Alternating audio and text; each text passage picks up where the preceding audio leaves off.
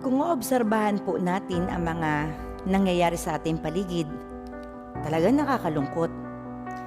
Nakita ko nga po ng isang araw sa newsfeed ko, sabi po na isang FB friend ko, nakakatamad ng manood ng balita. Walang good news, puro bad news.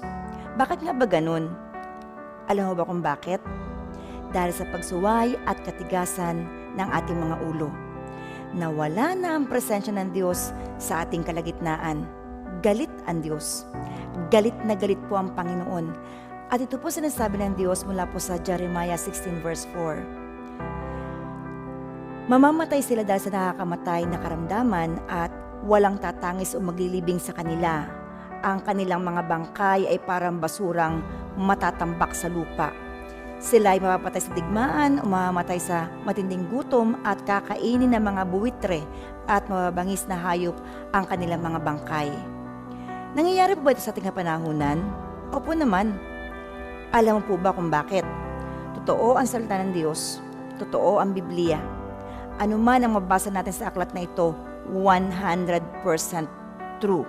Sabi nga po sa Mateo 24 verse 35, ang langit at ang lupa ay mawawala, subalit ang salita ng Diyos ay mananatili magpakailanman. Maraming tao ngayon namamatay sa sakit. May mga namamatay na walang umiiyak. Bakit? Halos buong pamilya, buong magkakamag-anak namatay.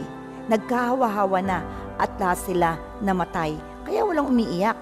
Diba nung kasagsagan ng COVID-19, nung wala pang bakuna, maramihan ng pagsusunog ng bangkay, ang paglilibing, ang mga patay na tao parang basura inihahagis na lang.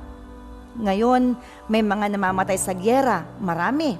May mga namamatay sa gutom dahil walang mabiling pagkain at kahit may pambili, may gyera, hindi rin makabili. At darating po ang panahon, sabi ng Biblia, ang bangkay ng mga tao ay kakainin ng buwitre. Bakit?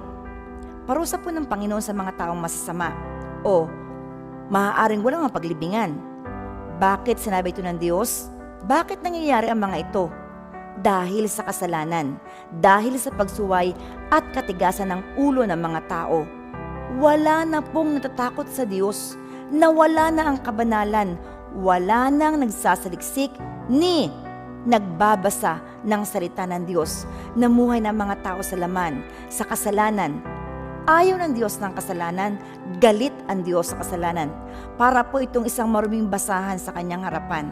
Kaya maliban na magbago ang tao, magpakumbaba sa harapan ng Diyos, magkaroon ng takot sa Panginoon, patuloy po nating maranasan ang puot ng Diyos.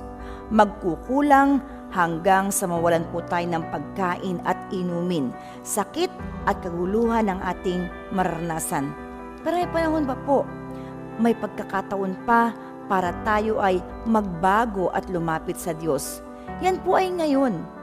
Tanggapin ngayon ang Panginoong Hesus sa iyong buhay.